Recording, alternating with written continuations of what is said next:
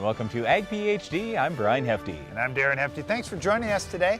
We're going to be talking about phosphorus and your crop's needs in low pH soils. How do you address them best? How do you measure them the best? We'll talk about that today. We also want to get into weed control when it comes to winter annuals. Fall is the best time to get those under control. And we're talking about weeds like mare's tail, pennycress. There are a lot of tough winter annuals. We'll show you how to stop them today. And another one of those weeds you want to get under control is our Weed of the Week. We'll address that a little later in the show. But first, here's this week's Farm Basics. Farm Basics is brought to you by the Liberty Link trait and Liberty herbicide from Bayer. The most reliable weed management solution, Liberty Link and Liberty herbicide are the link to efficient row crop production and sustainable weed management.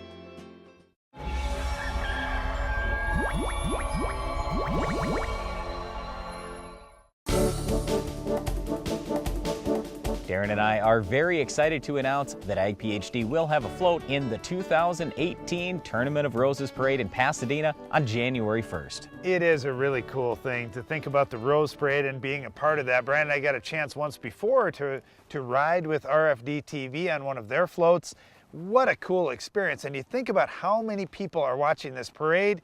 What a great opportunity for us to share the good word about what's happening on the farms today. Yeah, just to give you a little background on this. So Darren and I had been around the Tournament of Roses parade about 10 years ago and just thought, wow, that is awesome.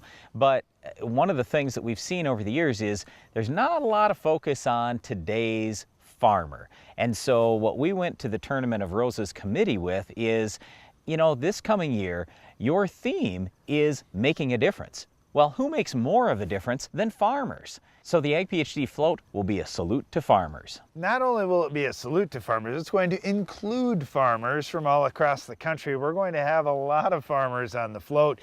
And part of the reason why is just to see farmers out there, for people across the world to see what does the American farmer look like, and then what is the American farmer all about. And this is a great opportunity to reach so many people.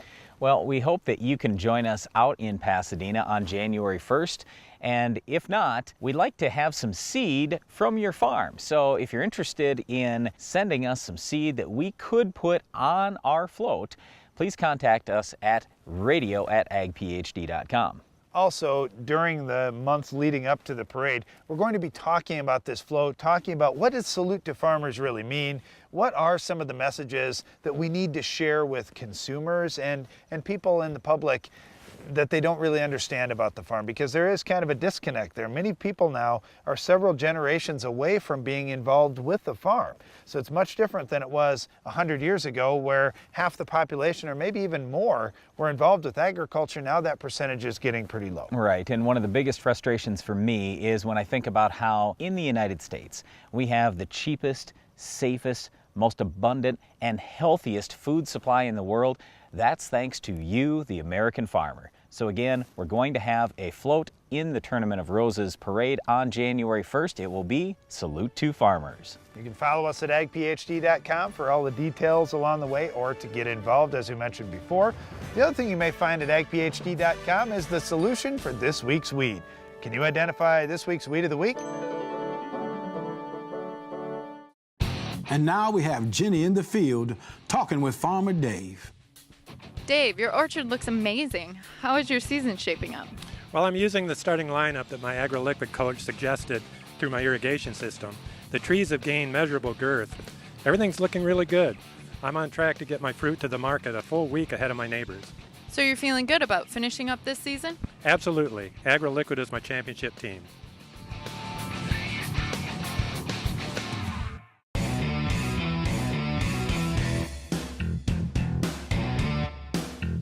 Leading the charge in strip tillage for more than a decade, the Soil Warrior brings the future to your farm today.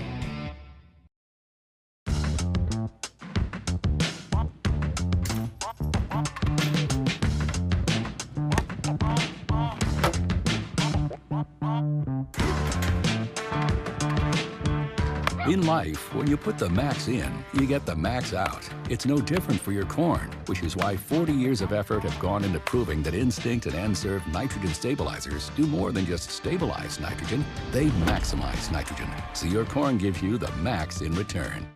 Avoid the V-shaped pattern of injury caused by chemical buildup in your booms. The Express End Cap from Hypro eliminates the dead ends that lead to herbicide buildup and provides easy access to your booms, giving a complete flush between applications. Hypro, helping you spray better.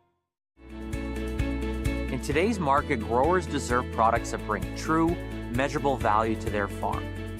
My name is Wade Barnes, and I am the co-founder and CEO of Farmer's Edge. We believe the only way to understand value is to experience it yourself. Try our integrated data solutions with no commitments until May 2018. I know we can make a difference on your farm. Your data is your asset. Own it and use it. N, P, and K. They're critical for a healthy crop. Improve their availability and your yield potential with QuickRoots Microbial Seed Inoculant. QuickRoots technology contains 2 powerful microbes that can help improve access to key nutrients, and it's available in an easy-to-apply formulation. Simply mix it directly into your dry planter box and your seeds will be covered. Learn more at monsantobioag.com/quickroots.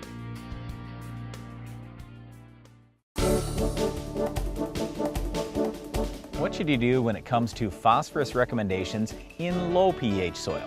That's our topic for today.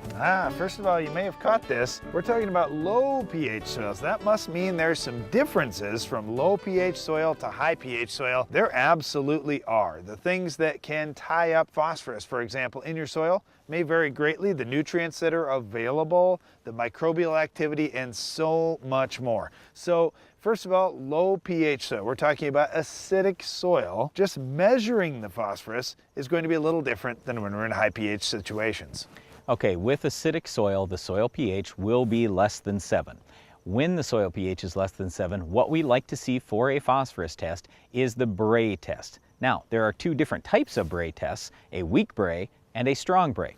The weak Bray is also called the P1 test, and the strong Bray is also called the P2 test. So the P1 or weak Bray, it's going to tell you available phosphorus. Phosphorus that's sitting in your soil, ready to go today. What the P2 tells you, or the strong Bray, that tells you what else is in the soil in addition to that, that is maybe going to be available in the next year, the year after that, maybe the year after that. It's more of a measurement of total soil phosphorus. Now, it's not complete total soil phosphorus, but it certainly is a lot more than what's available today. So Brian mentioned the soil tests that you look at. Let's look at them a little closer.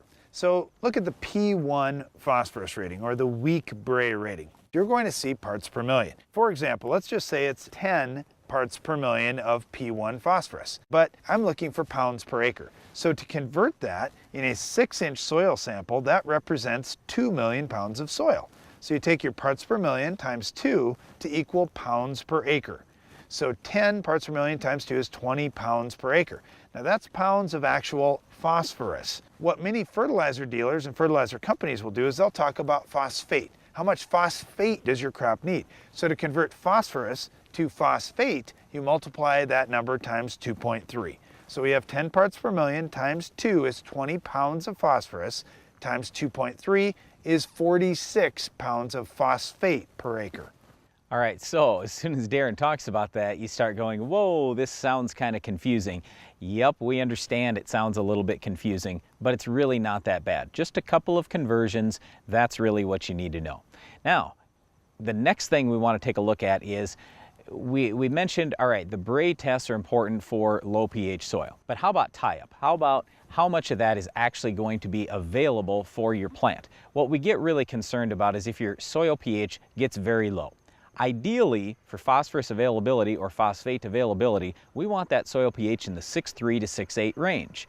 If it gets below that, you could have tie-up with aluminum. You could have tie-up with iron. Those get to be real concerns for us. The other thing you're going to want to watch is that pH is really low, is you may have tie-up even from the free mineralization that you get out in your soil. When I talk about mineralization, this is one other thing you'll have to keep in mind when you're trying to build your recommendation for, well, how much more phosphate do I need to apply to my soil? When we look at your organic matter percentage, for each 1% of organic matter you have in your soil, a normal soil is going to be releasing 4 to 7 pounds of phosphate per acre per year. Now, if you've got that super low pH that's down in the 4s, for example, it's going to be tougher for some of that stuff to become actually available for your crop due to tie-up, like Brian said. But let's say that your soil pH is kind of in line.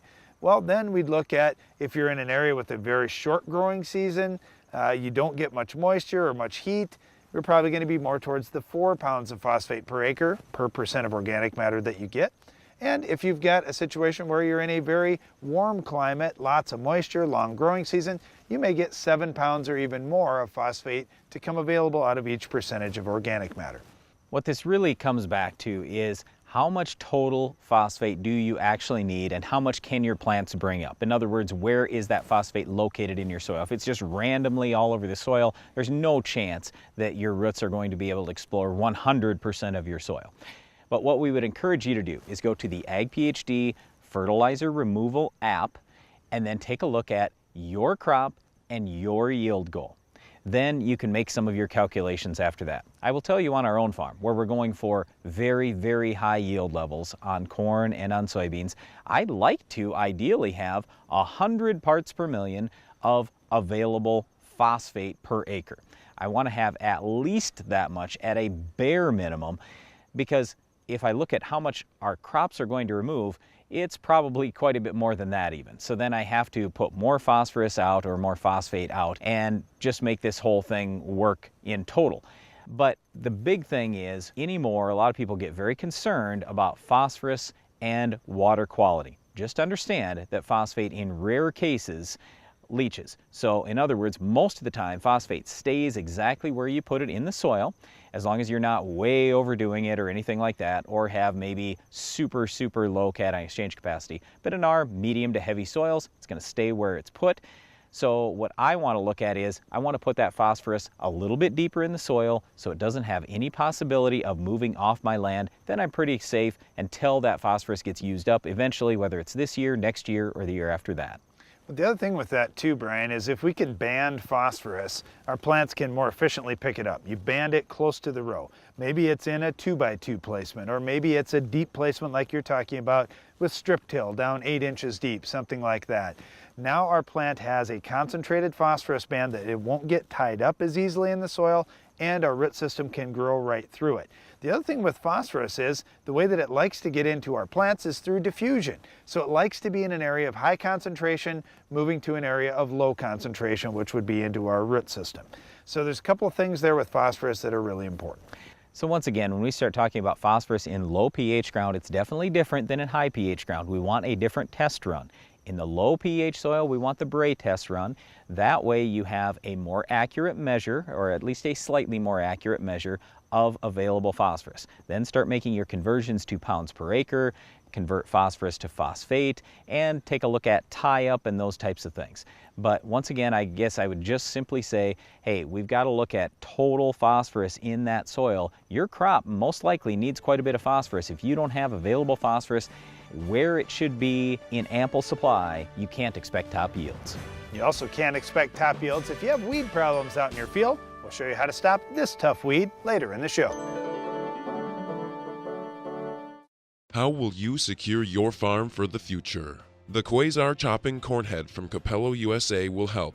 Our design is focused on efficiency, longevity, and reducing harvest loss, making the Quasar the corn harvest solution to bring your farm forward. With hundreds of units ready for immediate delivery, secure your farm's future today. Do it for your farm. Do it for them. Order now. Capello USA. Italian craftsmanship, American grit. The desire to bring real-world solutions to growers' difficult production challenges has led Bayer to introduce Credenz, our national brand of soybean seed, backed by years of research in smart genetics. Smart genetics is based on 4 concepts. State-of-the-art breeding allows Bayer to identify key traits and characteristics that bring value and protection to your soybean production situation. Next is herbicide-tolerant traits. The flexibility of multiple trait platforms allows growers to pick the most effective weed control system for their farm. Next is tailored varieties. With a robust portfolio, Credenz offers many solutions for difficult situations that you may experience, along with our best-in-class agronomic service team to support variety selection. And last is ongoing innovation. Bayer is continuing to invest in ways to improve yields and increase the profitability on your farm. today's market, growers deserve products that bring true, measurable value to their farm. My name is Wade Barnes, and I am the co-founder and CEO of Farmer's Edge. We believe the only way to understand value is to experience it yourself. Try our integrated data solutions with no commitments until May 2018. I know we can make a difference on your farm. Your data is your asset. Own it and use it.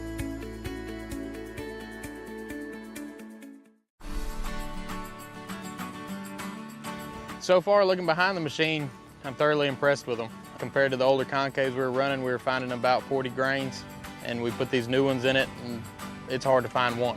After the break, I found out about these concaves. While we were down, we put these concaves in, and it was like a different machine. I'd say we probably saved 3 to 5 bushels to the acre. I probably tripled my money just by putting these in. Increase your productivity with Hypro's dual react control system.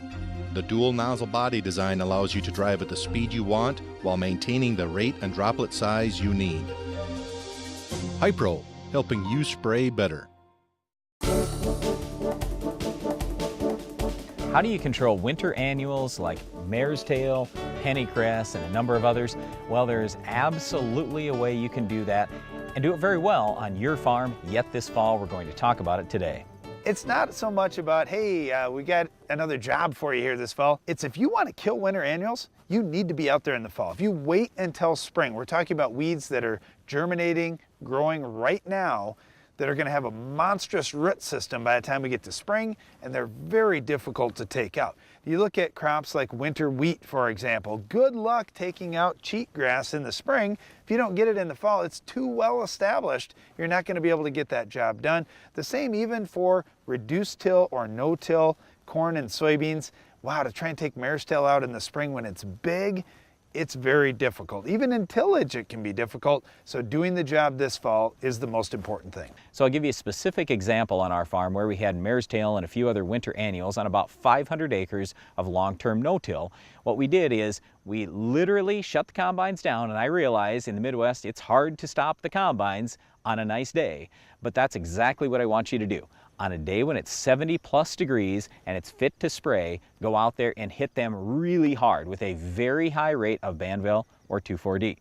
So in our case, for example, I just had said, well, let's go out with Banville. Well, what kind of rate should we use? Should we use a pint? That's the normal rate that you might use in corn, for example. No, I don't know that that's enough. Let's really nail these things. So let's go with a whole quart of Banville. Or if we start talking LV6 or Banville, whatever the highest possible labeled rate is on that, in effect, non-crop ground after harvest in the fall, go hit it with that. That's where you're absolutely going to have the best luck. I can tell you that that quart of Banville wiped out the mare's tail. We've barely seen it since in the last 10 years.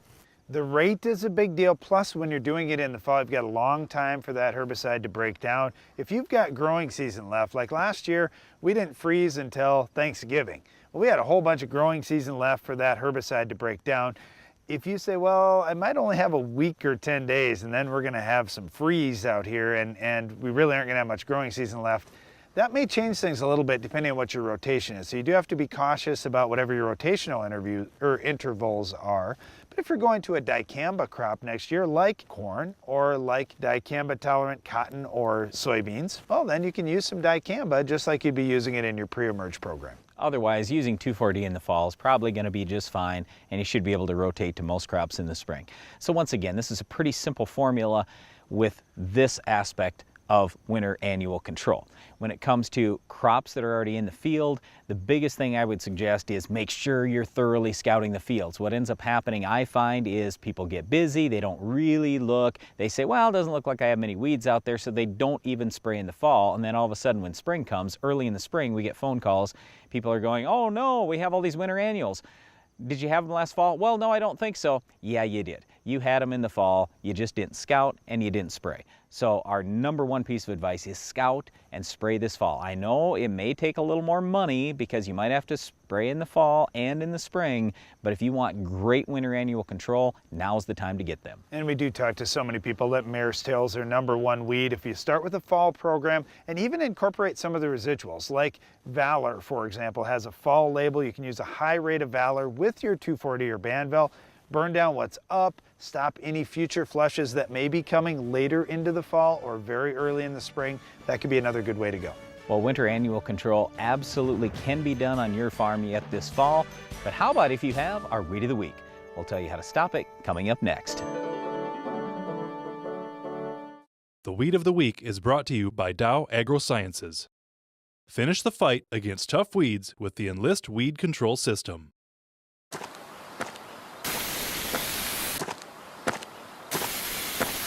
Weeds are tough, but we're tougher. With unrivaled weed control, reduced drift, and near zero volatility. So, who's tough now?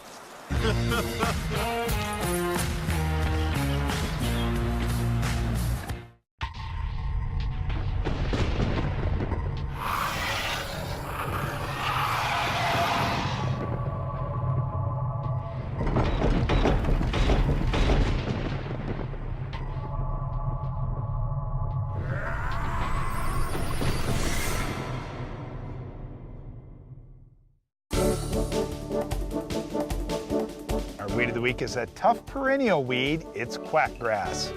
All right, how you're going to stop quackgrass is going to be different than how you might stop a winter annual. But before we even get to that, let's talk a little about identification. The main thing you're looking for here with quackgrass is, yes, you can dig the plant up and look for that perennial root system that includes rhizomes.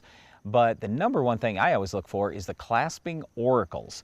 So that's a little different. Yeah, at the base of that leaf blade where it hooks up to the stem, it's got two little finger-like projections that hook around it. Also, you'll normally see a wider blade, darker green grass out in a lawn, for example. That's where you have a lot of trouble with quackgrasses, lawns and alfalfa fields. Yeah, and unfortunately in lawns, we have no solution for you other than kill the whole lawn and start over. Well, that's the way it's been with alfalfa too. We've had to start with Roundup, wipe everything out, and then start over. Now we've got Roundup Ready alfalfa. You can certainly do something about it in Roundup Ready alfalfa, but in lawns, it gets to be, well, when that quackgrass gets tall, you can wipe some Roundup across the top of it so you don't kill the whole rest of your lawn, but you do take some hand labor to get the quackgrass under control. Well, even when you start talking alfalfa, Darren, I don't worry about it that much because I could go hit it multiple times with a weed killer like Select Max, for example. Out in row crops, they're seeing less quackgrass due to Roundup Ready crops, so we're spraying Roundup in soybeans and in corn, for example. But the big thing, Darren, is rate. In some of these crops, you can't use a very high rate of Roundup, and ideally, we'd like to use a very high rate of Roundup to thoroughly kill that quackgrass, root and all. And it's hard to do because the rhizome system can be pretty extensive. And it definitely works better to do that. Use that high rate of Roundup rather than tillage, because if we tear up the quackgrass, a lot of times those rhizomes just shoot up new plants and your problem just spread. Well, once again, the #1 weed killer for quackgrass is Roundup because it's a perennial weed. That's all the time we have for this week's Weed, but Iron Talk is coming up next.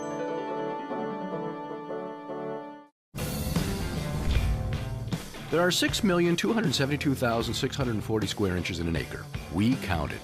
Why? Because we designed the TigerMate 255 field cultivator and 2000 series early riser planter to maximize every single one. So when you create the most level seed bed in the industry and target a nickel-size area to plant a seed and never miss, you'll know in high-efficiency farming, there's one name to count on, Case IH. Rethink productivity. Learn more at caseih.com/everyinch. We love the quality, we love the construction. We're looking forward to working with Morton in the future. They have this down to a science. They know exactly what you want. They know how to make it happen. It's an easy process. I would definitely recommend Morton. From the first time I met the salesman to the last nail that the crew put in, it has been a positive and professional experience. I'm so happy I found Morton because they just make the job so easy. Find the building of your dreams at mortonbuildings.com.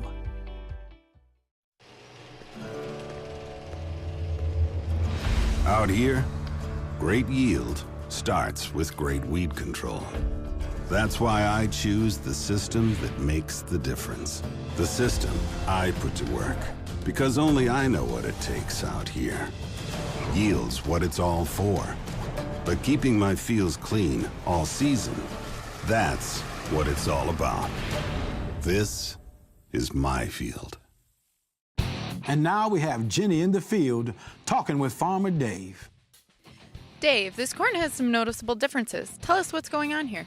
Well, I know Agri-Liquid had helped me out a lot last year, but I've been using my old fertilizer program for a long time.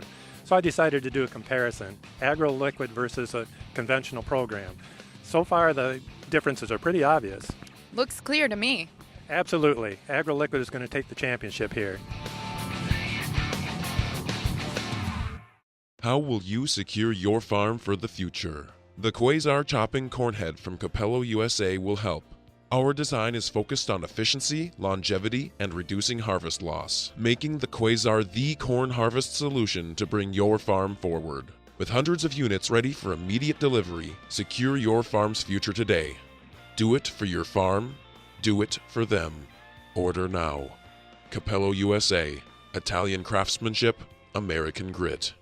Introducing the SoilMax ZD48, the newest addition to the SoilMax Gold Digger lineup. The first plow designed for smaller class tractors, the ZD48 has been tested on tractors weighing between 10,000 and 16,000 pounds with excellent results. Designed for row crop farms, vineyards, irrigation, and specialty crop farms. The SoilMax ZD48 will install tile up to 48 inches deep, as well as install 3 or 4-inch tile. The ZD48 truly opens up the world of tile installation to more farms than ever before.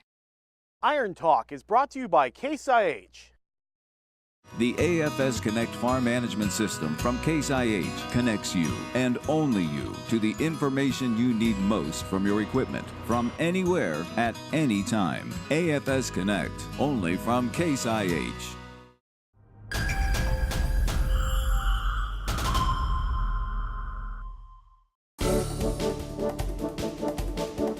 As fall tillage rolls along, one of the problems that many of us are trying to fix is the compaction created by our planters this spring. I'll address this issue in today's Iron Talk. When it's time to plant and soils are wet, you can only realistically wait so long, especially if you're farming with my brother. Now, I'm not encouraging anyone to mud the crop in, but at some point, you'll probably end up planting even if conditions aren't perfect. With the size of planters growing dramatically and with central fill units becoming much more prevalent, the 4 tires taking the brunt of that weight are driven into your soil, creating ruts that severely limit the yield of the rows on either side of them. We've used a 2-row combine for harvesting our small replicated research plots. The results we've seen are similar to the data coming from universities and other seed companies. Yield loss on those rows on either side of that deep compaction can easily be 10 to 25% or more. On 200 bushel corn, that could be a 50 bushel loss. The 2 solutions are, number 1, to switch back to individual boxes for each row. This spreads out the weight load evenly across the planter. Or number 2, use tracks on the planter rather than wheels to spread out the load. Of course, using both solutions would be the best of all. But since most people don't want to give up their central fill units, well, you can see the dilemma. Think about this going into the winter, especially if you're out trying to fix compaction from your planter with a fall tillage pass right now. That's all for today's Iron Talk, and now back to the show. Closed captioning for Ag PhD is sponsored by Norwood Sales.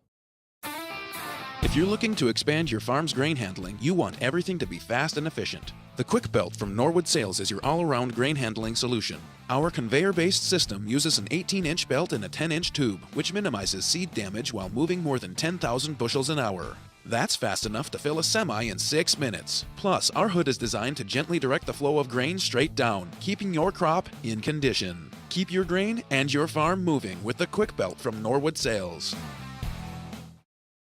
Well, that's all the time we have for today's show, but before we go, we want to invite you to tune into the Ag PhD radio show. You'll find us each weekday on Sirius XM channel 147 at 2 p.m. Central. And don't miss the next Ag PhD TV show. We'll have another Weed of the Week, Farm Basics, Iron Talk, and a whole lot more. I'm Darren Hefty. And I'm Brian Hefty. Thanks for watching Ag PhD.